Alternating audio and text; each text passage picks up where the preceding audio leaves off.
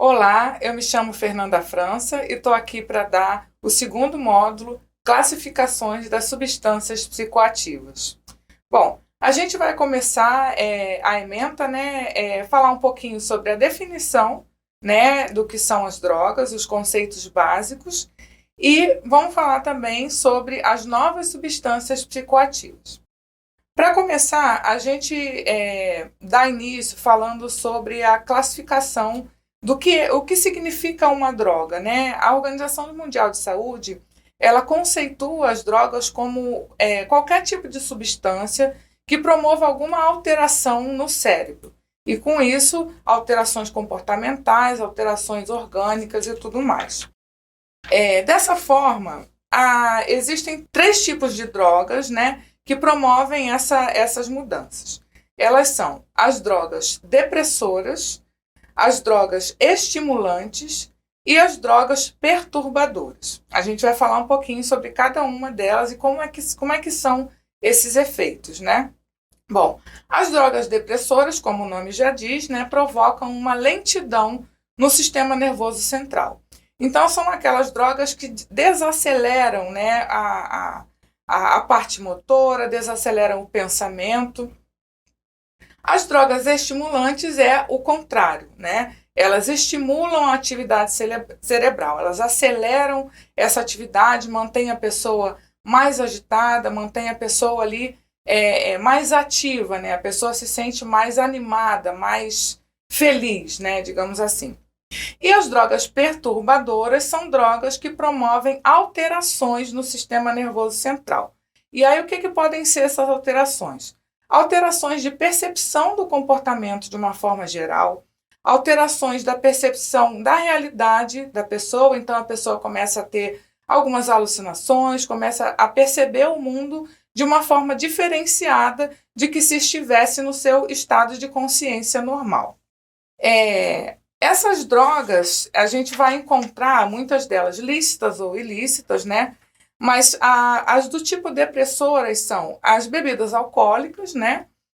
Ao contrário do que se pode pensar, né? O álcool ele promove ali um bem-estar, uma felicidade, mas em termos de funcionamento cerebral, o álcool ele promove essa desaceleração, tanto que num momento em que a quantidade de álcool é elevada, né, no organismo, a pessoa vai percebendo ali uma lentidão em todo o seu funcionamento orgânico. Os solventes ou inalantes, né, a cola de sapateiro e outros inalantes, tranquilizantes e ansiolíticos, calmantes e sedativos e todas as drogas das linhas dos opioides e opiáceos. As drogas estimulantes são as anfetaminas e as mais conhecidas, né? A cocaína, o crack, que é derivado da cocaína, e a nicotina. E as drogas perturbadoras são aquelas mais encontradas, né? Da origem natural, né? Os chás de cogumelo, mescalina, o THC, que vem da maconha, DMT, lírio, êxtase, entre outros. Qual é o efeito que essas drogas têm, né, para além do sistema nervoso central? Né? Isso tudo tem a ver também, não é só a propriedade dessa droga, né, a propriedade química dessa droga, mas também quem é a pessoa que está fazendo a utilização dessa substância. Né? E tudo isso, os fatores que determinam esses efeitos, né, eles vão depender de cada pessoa e dependem ainda de três fatores. As próprias propriedades farmacológicas, né? O que essa droga significa aí no meio químico, né? Qual é a substância que contém nela, o tipo de efeito que se espera daquela substância. O segundo fator, né, é a pessoa que está utilizando. Então, quais são as condições físicas que aquela pessoa se encontra, como é que está o organismo dela, é um organismo saudável, é um organismo não saudável. E, por último, o ambiente e o contexto a qual aquela droga está inserida na vida daquela pessoa. Né? Então, no fim das contas, tudo isso converge para o usuário, para a pessoa que está ali fazendo a utilização daquela droga. Porque a depender da pessoa e do meio ambiente, né, do meio social que ela vive, aquela droga vai ter uma significação e, consequentemente, vai ter um efeito, né, no organismo daquela pessoa. A gente tem ainda dois tipos de consumo, né, que vão determinar aí, a diferença na hora de se fazer um diagnóstico, né, de um dependente químico ou não. E essas diferenças elas vão ter a ver com como a pessoa utiliza aquela substância. Desses tipos de consumo, né, a gente destaca aí a dependência química como a mais grave delas, né, que é o momento em que a pessoa não tem condição mesmo de deliberar sobre a sua vida sem que ela utilize a droga, né? Então, a dependência, ela vai dizer aí de padrões de consumo que prejudicam a sua forma de viver, as suas relações sociais, o seu trabalho, né? E essa dependência, ela vai resultar em uma síndrome de tolerância ou uma síndrome de abstinência. O que é a tolerância, né? A tolerância é a perda, né, ou a diminuição da sensibilidade que a pessoa tem com aquela substância. Então, a partir do momento em que esse uso passa a ser um uso nocivo, né, essa tolerância vai aumentando cada vez mais.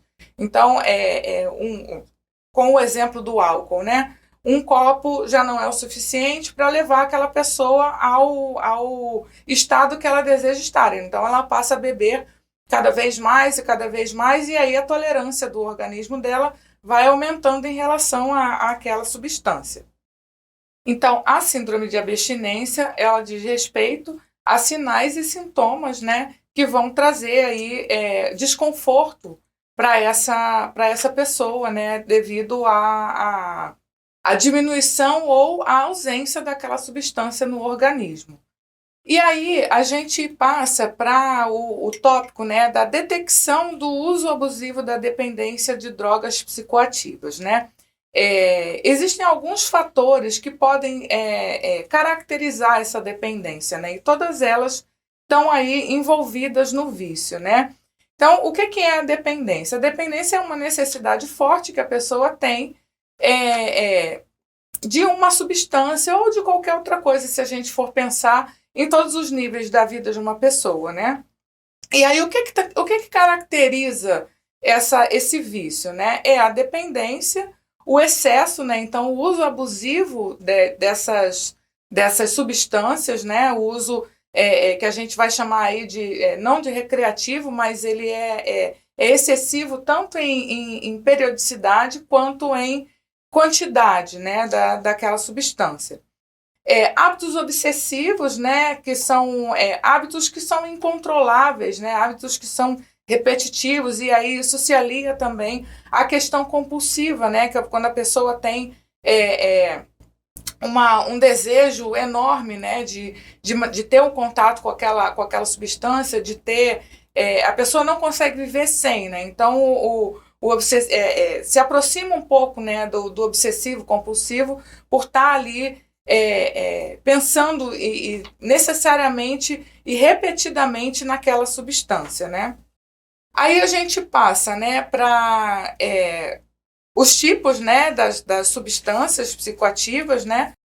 As depressoras aí, como eu falei, né, o álcool, os opioides, e aí os opioides a gente pode pensar nas substâncias que a gente encontra aí, né, tramadol, dolantina, os analgésicos em geral. A gente destaca aí o fentanil como um dos opioides, um dos analgésicos, né, mais fortes que tem. Ele pode ser até 100 vezes mais forte do que a morfina. Então, ele é muito utilizado no meio clínico, né, na medicina, como um anestésico, né, e aí ele caindo em mãos erradas, ele pode causar até a morte, né? Falando um pouquinho sobre a representação social das drogas, né, a gente pode pensar nela de 3 formas, né? Pensando que as drogas são substâncias que causam mudanças no organismo de uma forma geral, seja no sistema nervoso, seja em outras partes em outros órgãos, né?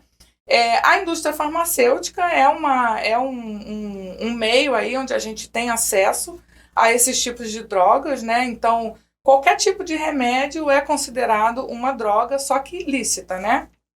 Mas né, dentro dessa representação social, a gente vai ter as drogas recreacionais lícitas, que é o álcool, os cigarros, né? E as recreacionais ilícitas, né? Que é da onde a gente vê aquela listinha, né? A cocaína, a maconha, o LSD, o êxtase, e aí cada uma com a sua representação social aí posta, né? E aí a gente passa para as novas substâncias, né, psicoativas. E aí é importante a gente demarcar o quanto essas drogas são letais, né, pela observação que tem se feito aí, mas o quanto a gente ainda tem poucas informações sobre elas. Por quê? São drogas que necessariamente sintéticas, né, que são criadas em laboratórios e que não passaram aí por uma convenção, né? Existiu a Convenção Única de Entorpecentes, né, que é de 1961, e a Convenção de Substâncias Psicoativas, né, que data de 10 anos depois da primeira. E nessa convenção é que se elegem aí os tipos de drogas, né, e quais deveriam ser combatidas, ilícitas e tudo mais. Mas essas drogas elas não estão dentro dessa listagem, né?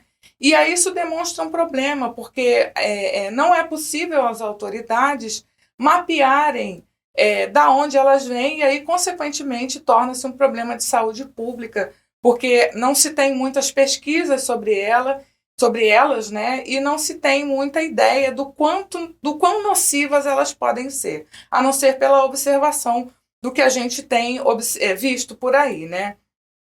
Então, essas drogas, elas não são especificamente, né, enquadradas e controladas por nenhum órgão, né?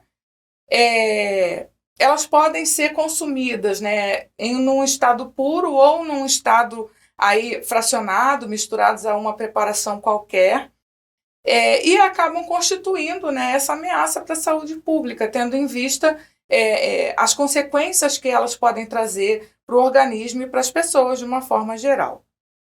A gente destaca ainda, né, o que tem mais aparecido, principalmente na mídia, quanto um problema como a gente está falando, né, que são as drogas K, conhecidas como maconha sintética.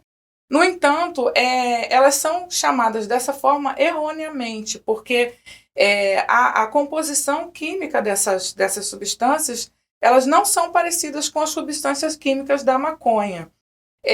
Porque a área de atuação delas dentro do sistema nervoso central é parecida com a área da maconha, e aí por isso elas têm essa semelhança, né? Elas são assemelhadas erroneamente.